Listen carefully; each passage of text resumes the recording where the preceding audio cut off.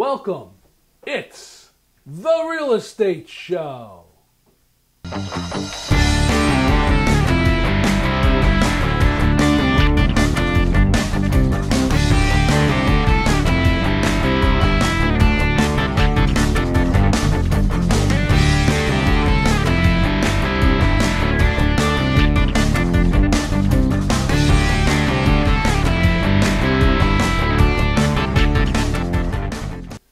Welcome to The Real Estate Show. My name is Rick Naples. On today's show, we're going to look at something that's not really talked about or is very misunderstood. And that is when you work with a realtor or you hire a realtor or a real estate agency, how does the compensation work? I mean, what do realtors actually make? How do the dollars work? And who's responsible for compensating the realtor for the job that they do? Without getting into the real deep mathematics, which can get quite complicated, we're going to keep it simple and we're going to just look at the generalisms as how realtors are compensated and what they potentially make when they do sell or list a home and it sells and they complete the transaction. But first, let's take a look at this little presentation, and I'll be back right after.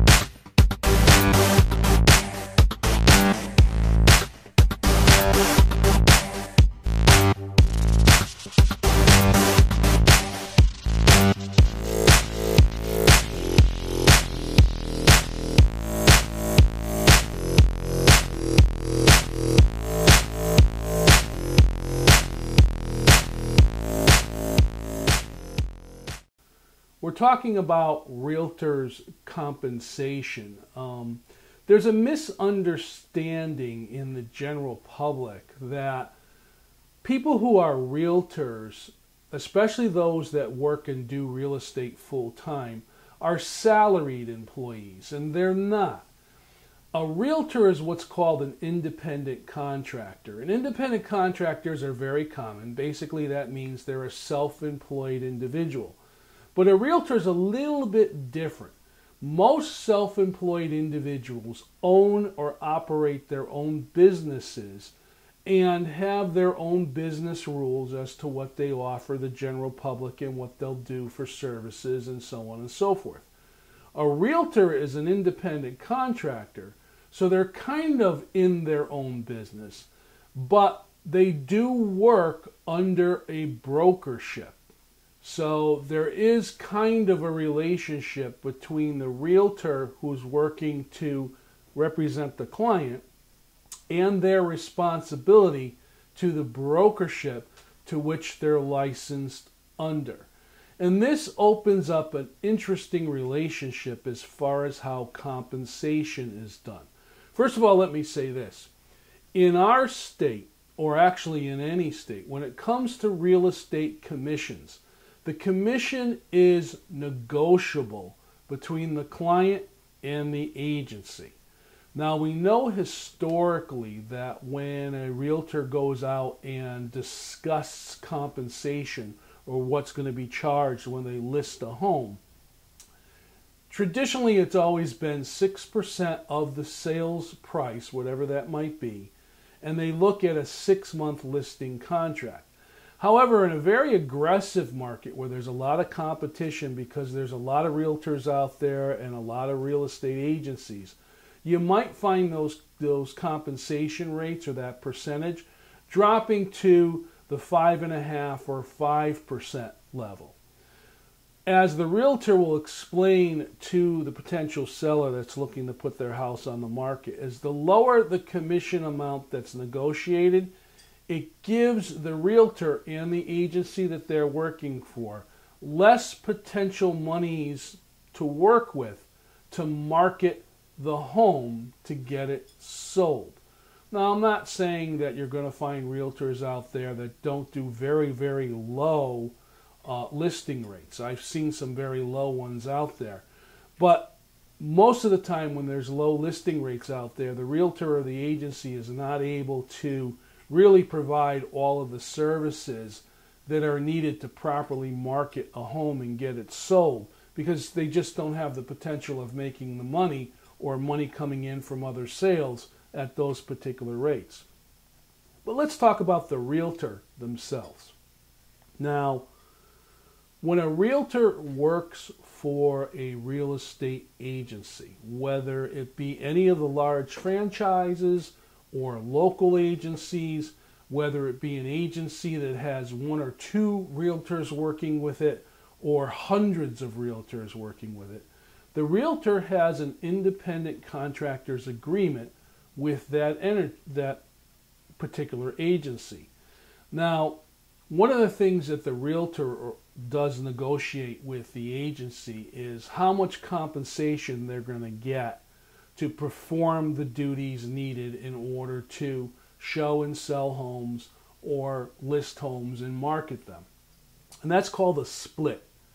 Now, I've seen splits with realtors depending on different companies all over the board. I've seen 50-50 splits, 50%, 50%.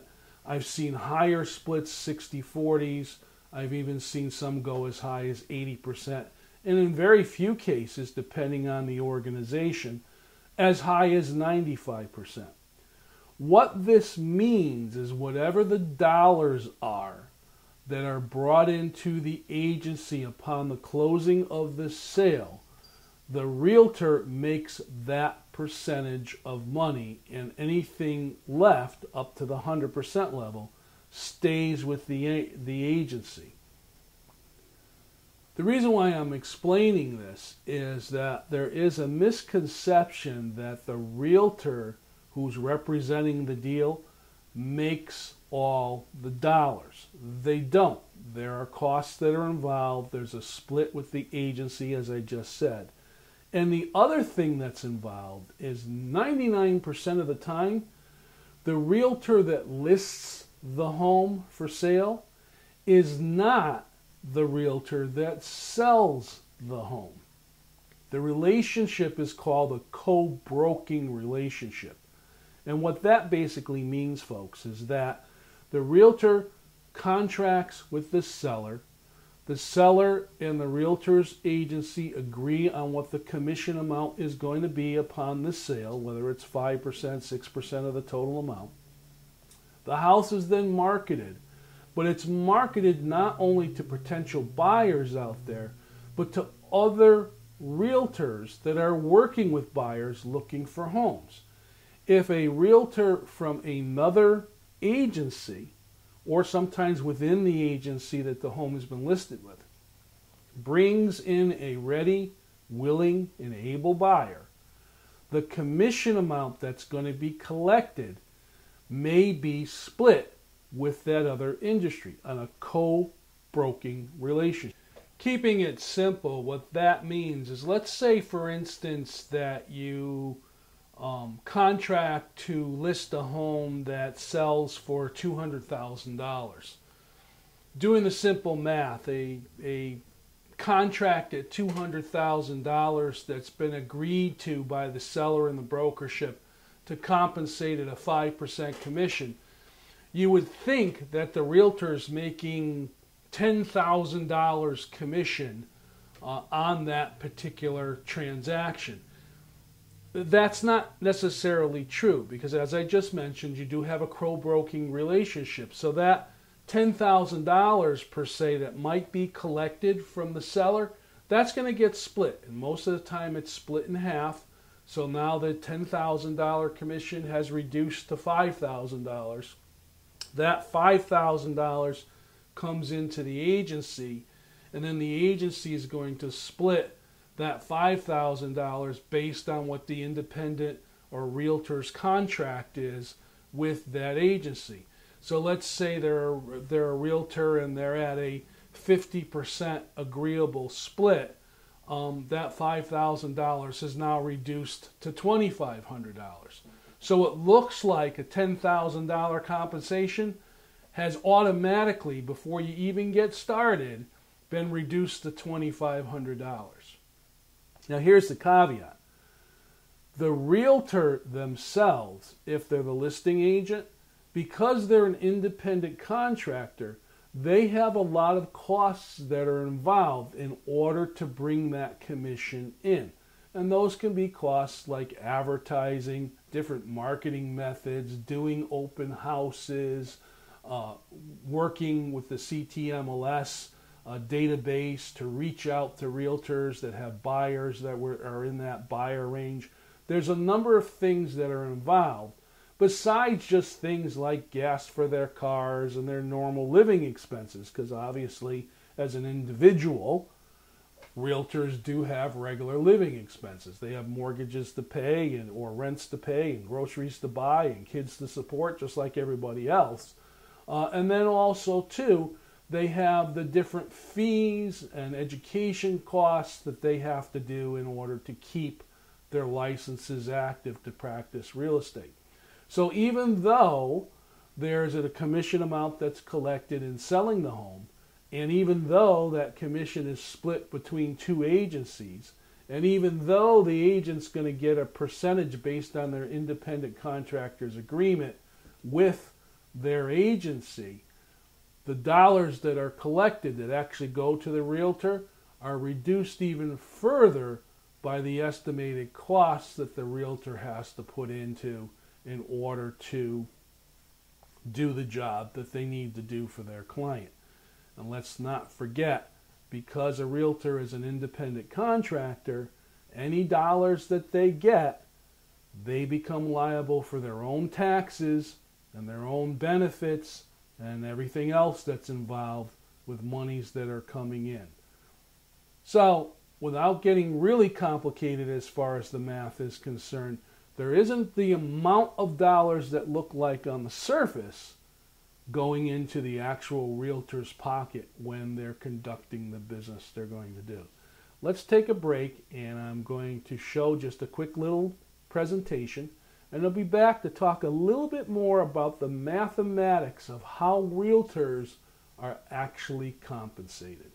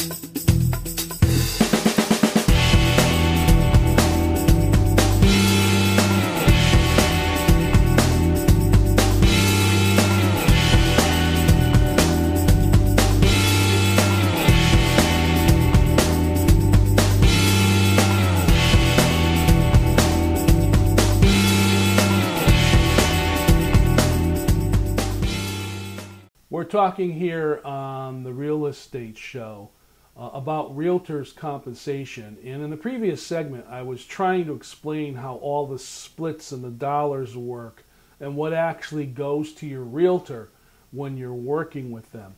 And I want to kind of take a step back to try and keep this as simple as possible to talk about how the commission is collected. before anything can happen, before any realtor gets paid, they have to complete the job they've been hired for. So if you're a seller and you're working with an agency, the real estate agent, the realtor that's representing your home and trying to attract buyers to buy it, is not compensated a dime unless the home is successfully sold, a contract is signed, and unless the agreement works its way through the whole real estate transaction and actually closes. Because the commission is not due until the transaction closes. So it's kind of some realtors look at the business as almost, and I really don't like using this term, but they kind of look at it as a lottery. They can put in a lot of work and a lot of expense and a lot of effort on behalf of their client to try and get a home sold, and then for one reason or another the home doesn't sell. Maybe the price point wasn't correct, maybe there's a home inspection issue comes up, maybe there's an appraisal issue that comes up, maybe there's an unforeseen issue that comes up where either the seller or the buyer can't complete the transaction. All of the work the realtor has done, all of the hours that have been spent, all of the time that's been put in order to get that to a sale is basically lost. There's no pay whatsoever for that. Also, too, when a realtor works with someone that's looking to purchase a home, the realtor works with the buyer, in most cases, for absolutely no fee commitment. In other words, it's one of the only industries where a licensed professional individual is going to work on behalf of somebody for absolutely no compensation. As I just previously said, compensation is only paid when a transaction is successfully completed. So you can have realtors that will contract with a potential buyer, take them out and show them homes, take them out, on weekends and weeknights or whenever the potential buyer is available to go look at homes, spend time doing all the analysis on what offers could be on specific homes, spend time scheduling and arranging showings, and a multitude of other things. And for one reason or another, that particular buyer cannot find a home or decides not to pursue purchasing anything. So again, the realtor has spent a lot of time, money, and effort for absolutely no compensation. And that's the key to the whole real estate business. I find that a lot of brand new people that get their licenses or go through the schooling and get a license to become a realtor have the expectations that real estate is a very easy business to be in, that they're going to make a lot of money very quickly, that they're just going to run around and show nice houses and make big dollars. And the reality is, like with any independent contractor or self-employment situation, it's hard work. A lot of hours have to be put in, and a lot of hours can be put in for absolutely no income. So it is a career choice that specific people have to look at and make the decision. Can they go long periods of time without having a steady income coming in?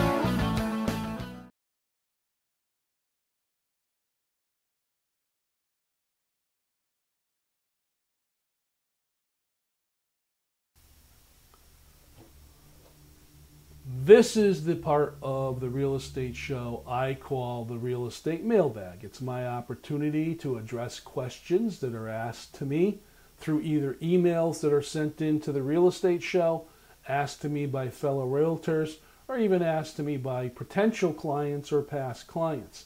And we've been talking here on the real estate show about realtors' compensation. And one of the questions that I constantly get as a realtor for many years is, why would anyone want to work 24/7, give up a lot of their personal time to be on call to sell real estate? Well, that's kind of a hard question to answer because it does take a very specific type of personality in a person to be a realtor. There's a lot of personal risk involved, but also a lot of personal dedication that has to be involved. And some realtors are very successful and other realtors are not. The National Association of Realtors gives us statistics that say most people that get their real estate license, within the first year, they realize how hard it is to make any kind of money, and they end up getting another job someplace else and dropping their license.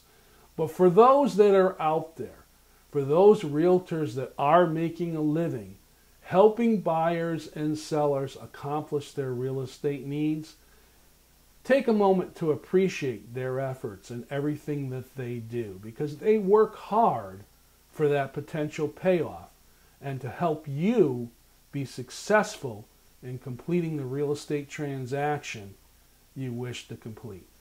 My name is Rick Naples. This has been the Real Estate Show. I thank you very much for watching. I'll see you next time.